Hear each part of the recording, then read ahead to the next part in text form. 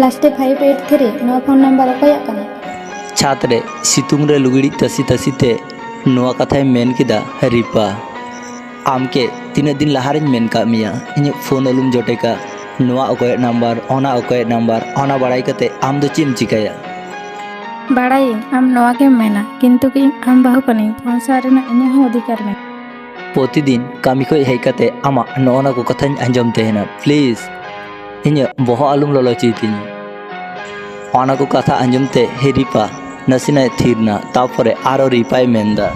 इन बाड़ाई नवा उनिया नवा नंबर कानते होला उनी बाय हे कानते फोन ते 2 घंटा उनी साहेम रोड कर उनी चापचुपे थीर कना उनी अबागी बुझता रिपा उन किछु बड़ाय चिकाते आर रोहिते मेंदा आम की इन संदेह हन कनाम इन जहाँ जिनिस इन बाड़ाया उना तो संदेह तो ची नेल में लाहाते हन लेका मिया आर नितो हन मेताम कना बर्नली साथे कोनो सम्पर्क बनुआ जस्ट मिटे गति लेका सम्पर्क मेना प्रतिदिन मिटे कथा मेनते आम लाजाबाम बुझते है ना रिपा नितो झुकरते मेताई कना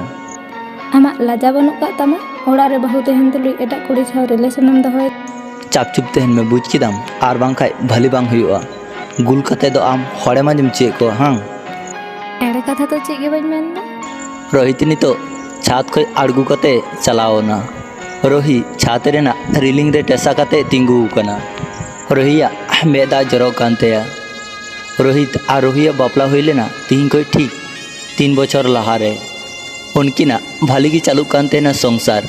रोही रेन मिटे कोड़ा आर मिटे कुड़ी मेनाइतेया उनकिन गिद्रो बयस 6 मास जे दिन उनकिन किन हुई लेना से दिन कुसीते रोहिता मी बाठप मेदा जरो लेनतेया किंतु नय 12 मास खय पूरी चेंज कना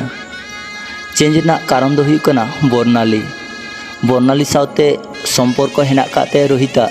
नोआ रोहित कोनो दिन गी बाय माना तेहना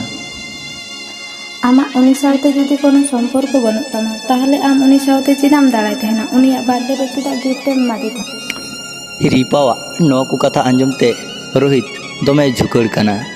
नितो एकटा बजा कना तावरे रोहित ओड़ा बाय हेज कना रिपावा आडी टेंशन हुई कानतेया रोहित के बार बार कॉल आय कना कॉल कारण ते जनी Rohit phone of केदा Ripa iron गिद्र से कोयो कते आडी टेंशन गी बुझता किंतु रिपा चिगी बाय चिका दड़े कना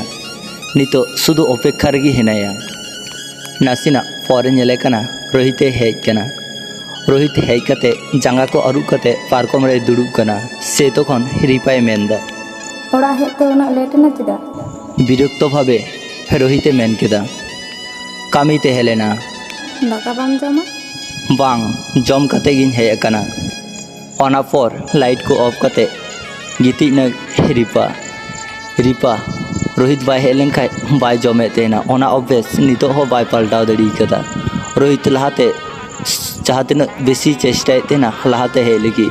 किंतु नितो आडी लेट कते हिजुक कना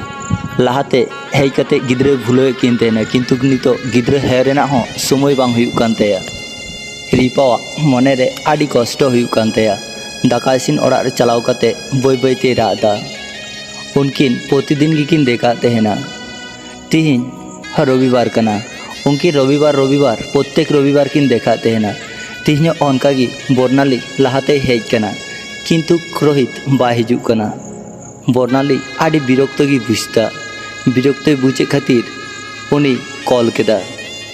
रोहित जखन ओड़ा रे तेहना से तखन उनी के फोने बंद कदिया किंतु बर्नाली हाना बांग चिंता कते उनी फोन केदा रोहित नितो हो जापी गया फोन रिंगो कना किंतु बांको रिसीव दा नसीना पर रिपाय रिसीव केदा फोन रिसीव साउते ओना साखय मेन केदा आर तिना घड़ी वेट का ओकारा मेना तीरम हिजु कना ओकारा मोयट दा आमा के लजसरम बानु तमा बारिया गिदरा आपत साम दुलड़ी का आम लेका के जन आर बेहोया कुड़ी गिदरा बानु का कोगेया प्लीज उनी के आम बगिया में रोहित ओनकाय आंजम के खाय थापा की दिया रिपा चापचुपे थीर कना ओनका गी आडी गड़ी थीर पर रिपाय मेंदा नुकिन बारिया गिदरा कथा चिंता कते प्लीज आम उनी कुड़ी गिदरा सा संपर्क आलम दो इन जा इच्छा हुआ ओनागिन करावा ओनाते दो आमा दो ची तेहन जुदी आम उनी कुड़ी गिद्रा साव देखा एम चला ताहलिंग मेताम कना भागी बांग हुआ आम दो ची खरापेम कमिया ओके ओके बन चला तिहिन आमाग गे मिट्टे व्यवस्थाई करावा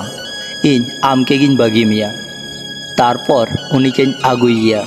ओना कथा आंजमते रिपा आड़ी कष्ट गी बुझ केदा तारपर रोहित ओड़ा खय उडुकना सारिना गी कि रोहित रिपा के बागिया आम के मेन का मिया से इन जखन ओड़ा रेन तेना से तखन दो आलुम कोला निजे ते दो इन चिकातें बागिया इन तों चेष्टायदा जाते उनी आज तेगी नोआ ओड़ा खय उडुक चलाव लगी जा कोरा रेना ताड़ाताड़ी कोरा सारा दिन दाड़ा बड़ा कते आयु समय हेजना रोहित नेलदाय दीपा मिसे गितिक केना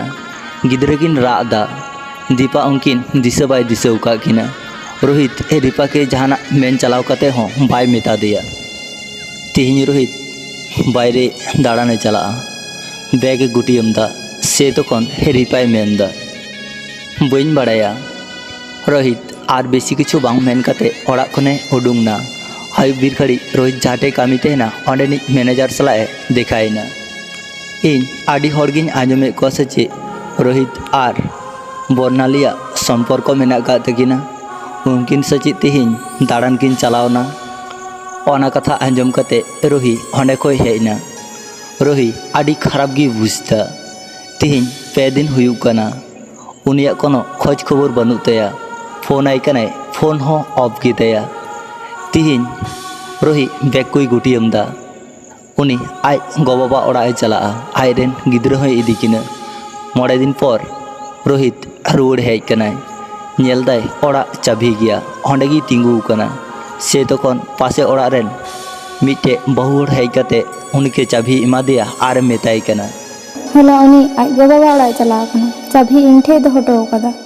उनी ओना कथा आंजम कते आड़ी रस्का गी बुझ केदा उनी सावते सारा दिन सारा आयु ए रोड़ केदा सीता घड़ी नेलदा मिट्टे हड़ हेज कना आर उनी मेनदा आबेना सगै तोपा हुआ